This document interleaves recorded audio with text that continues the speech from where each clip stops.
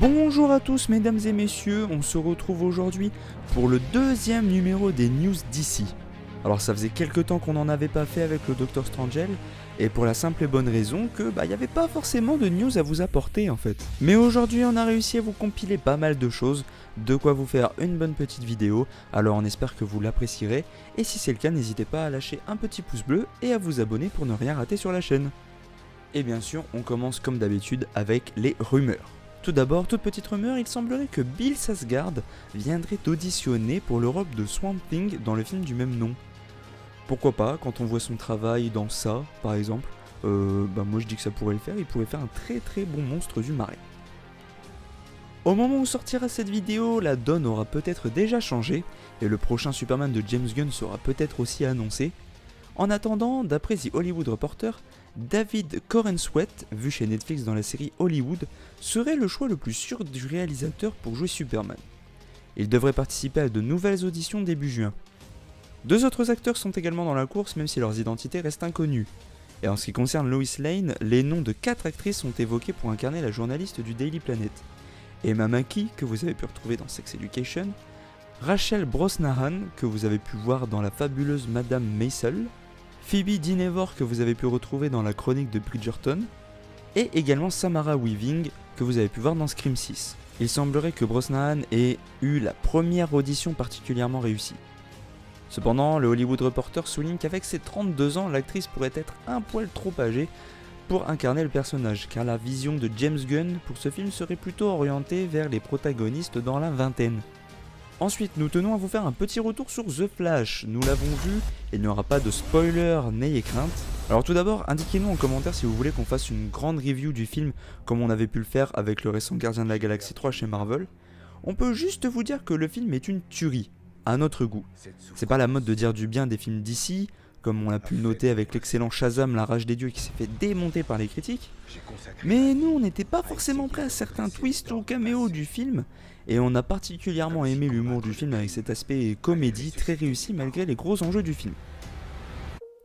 Michael Keaton en Batman qui fait se lever de joie les quarantenaires dans la salle comme le Dr Strangelove, la super prestation d'Ezra Miller en tant qu'acteur, qu'on aime ou pas l'humain derrière l'acteur, avoir osé montrer des choses qu'on ne croyait pas possibles, mieux qu'on ne pensait même pas avoir le droit de montrer, et c'est du fanservice assumé et ça fait du bien, on nous fait plaisir. Et perso, j'ai trouvé que les critiques qui ont été données sur les réseaux sociaux sont assez hasardeuses. Je pense que la plupart des gens n'ont en fait pas compris les partis pris du film. J'ai vu des critiques qui tombaient vraiment à côté de la plaque sur certaines choses, et voilà, je voulais juste souligner ça.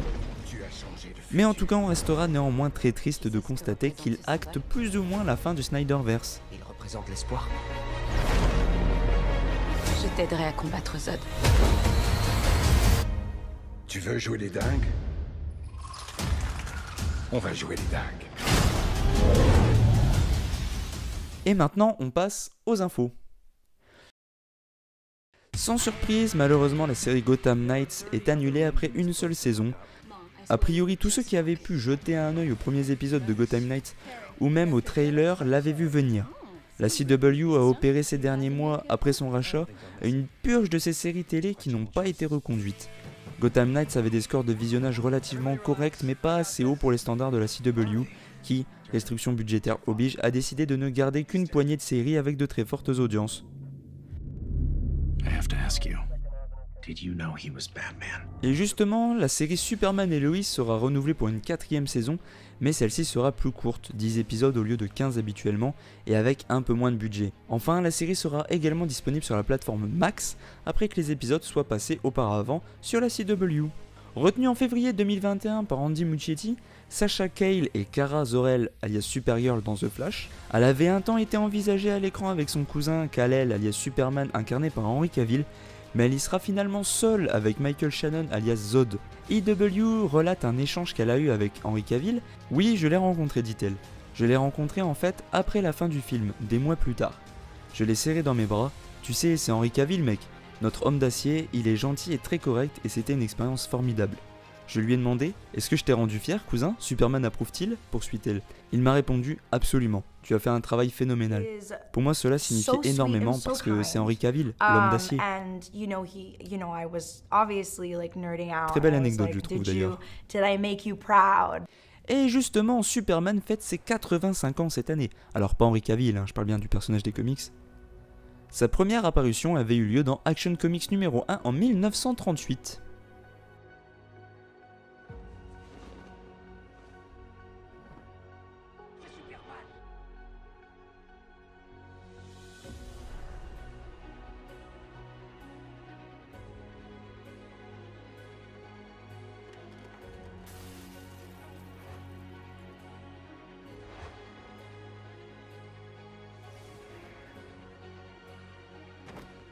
Je vous tiens.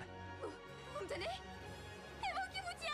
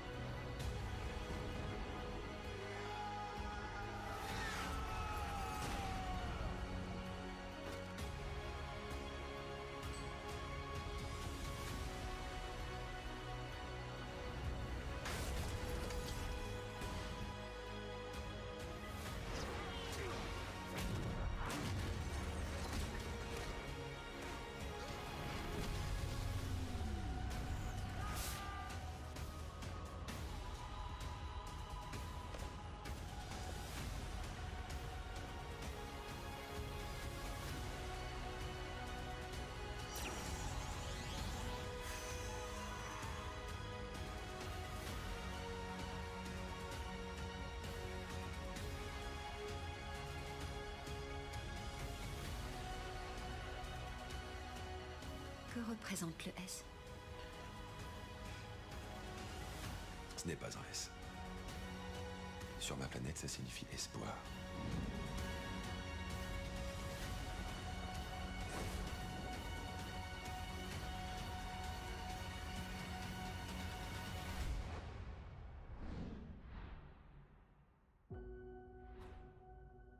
Du côté comics d'ailleurs, Jim Lee monte en grade et devient président, publisher et Chief Creative Officer, alias CCO de DC Comics.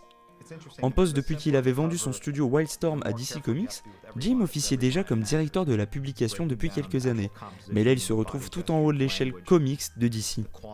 En plus de ses fonctions de publisher, son statut lui permettra aussi de gérer les catalogues de personnages afin de mieux gérer leurs exploitations dans d'autres médias.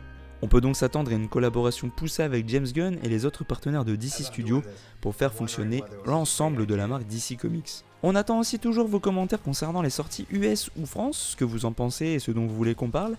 Mais en attendant, on vous annonce la sortie des BD Alan Scott The Green Lantern, Jay Garrick The Flash et Wesley Dodds The Sandman, qui sortiront outre-Atlantique. À venir aussi une mini-série Tales of the Titan en 4 numéros, revenant sur les origines des membres fondateurs.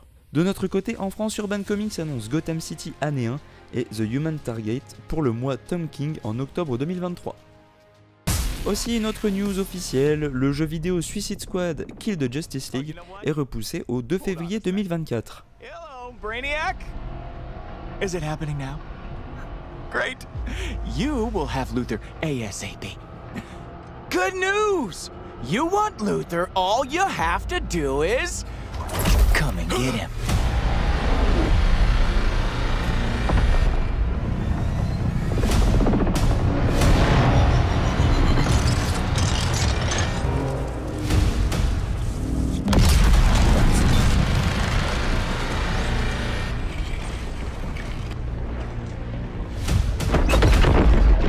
Task Force X, what the hell was that? Flash is alive. And he has Luthor. One damn thing at a time. That artillery is gonna wreak havoc on our front line. If there's a snowball's chance in hell you can destroy it, I expect you to. No matter the cost. Are we clear? Yeah! Where the snowball? Time to light them all up. Incoming Ollie! Out of my way. Guess Quinn ain't holding anything back for later. Hold my beer, guys. Let's dance! Ah!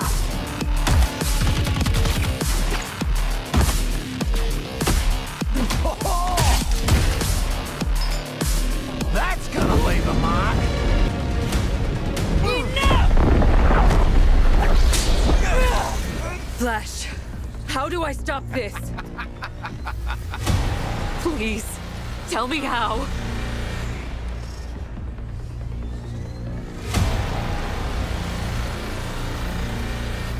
You have to kill us, Diana.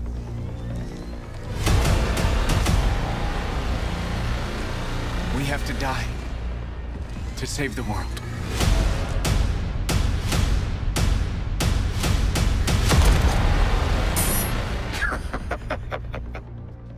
Et enfin, news de dernière minute, James Gunn aurait annoncé que le film The Brave and the Bold sera réalisé par Andy Muschietti. Et enfin, avant les déclarations, on a une petite série d'anecdotes. Tout d'abord, saviez-vous que dans Watchmen, le drapeau des USA compte 51 étoiles? Voilà, vous faites ce que vous voulez de cette info. On voulait juste vous la donner. Et également, on souhaitait aussi vous dire que la Warner a révélé que les bottes du costume de Michael Keaton depuis Batman Returns sont une paire d'Air Jordan 6S. Voilà, pareil, vous faites ce que vous voulez de cette anecdote. Et enfin, pour finir, on passe aux déclarations.